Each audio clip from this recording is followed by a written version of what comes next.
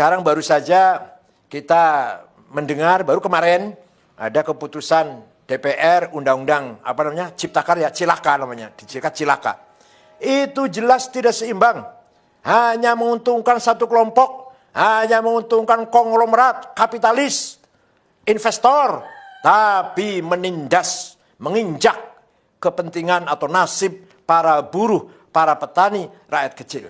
Kita harus punya sikap yang tegas dalam hal ini. Mari kita cari jalan keluar yang elegan, yang seimbang, tawassut. Kepentingan konglomerat ya harus kita jamin, keselamatannya, kepentingannya, tapi buruh dan rakyat kecil pun harus kita jamin. Yang menyangkut pertanahan, yang menyangkut kedaulatan pangan, yang menyangkut pendidikan.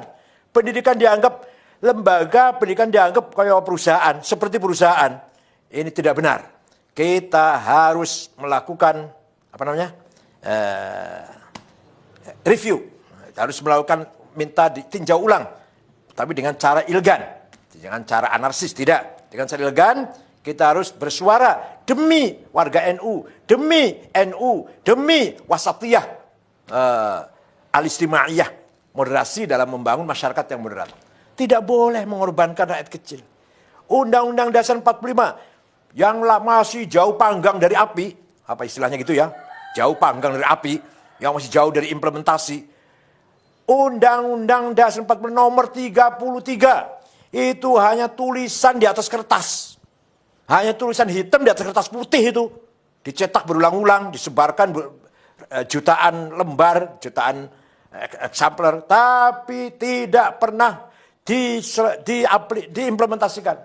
Bahwa kekayaan Indonesia ini kan alam ini untuk seluruh rakyat Indonesia. Apa itu sudah terimplementasi? Sudah terrealisasi? Sama sekali tidak. Sama sekali tidak. Bahkan yang kaya semakin kaya, yang miskin semakin miskin. Apalagi sekarang di era keterbukaan ini semakin bebas, liberal. Yang diikuti oleh sistem liberal kapitalis. Ini semakin betul-betul nasib rakyat kecil, orang kecil semakin tertindas. Kalau lagi pilkada, lagi pileg, lagi pilpres, suaranya dibutuhkan. Rakyat kecil suaranya dibutuhkan. Tapi kalau dia selesai, ditinggal. Mending kalau hanya ditinggal. Iya kalau ditinggal, didoni meneh. Diludahin. Mending kalau hanya diludahin, diinjak lagi. Jadi undang-undang pasal nomor 33, undang 45 pasal 33 itu hanya tulisan di atas kertas. Hanya tulisan di atas kertas. Allah Subhanahu wa taala telah memberikan kekayaan alam Indonesia ini disediakan untuk mensejahterakan semua rakyat. Dan itu cukup. 260 juta orang ini cukup sejahtera kalau betul-betul dikelola dengan adil, dengan merata. Tambang coba, ada tambang gas, minyak, batu bara, boksit, mening, bahkan emas, bahkan berlian, bahkan nikel, apalagi lithium apa namanya lah. Banyak sekali tambang, cukup untuk mensejahterakan perutnya, mengenyangkan perutnya 200 juta orang. Belum pula kekayaan hutan, belum kekayaan laut yang luar biasa Indonesia ini.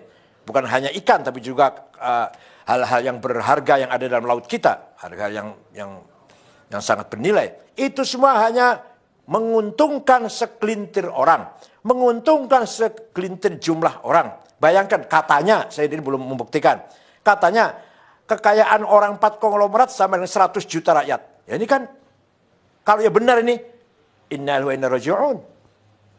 Coba kita lihat orang kaya, orang 50 konglomerat yang kaya ini. Apa ada orang NU?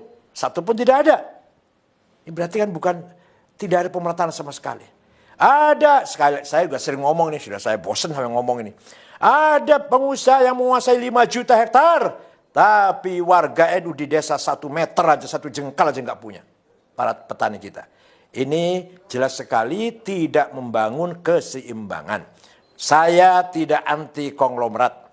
Tapi konglomerat harus melakukan reformasi cara berpikir. Harus menjadikan kelas menengah dijadikan mitra. Bukan dijadikan bawahannya.